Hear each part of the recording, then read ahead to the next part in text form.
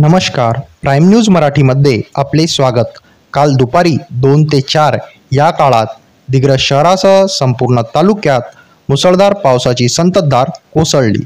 या मुसळधार पावसामुळे शेतकऱ्यांच्या पिकाचे प्रचंड नुकसान झाले असून धावंडा नदीलाही मोठा पूर आला.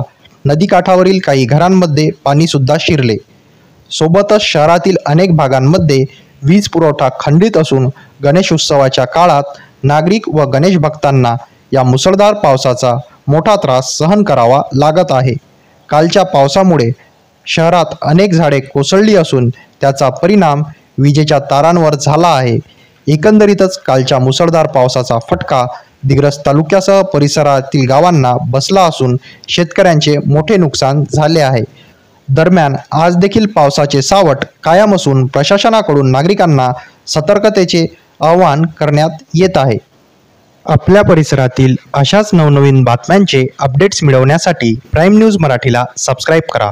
नवा विचार, नवा दृष्टिकोन, अर्थातच प्राईम न्यूज मराठी.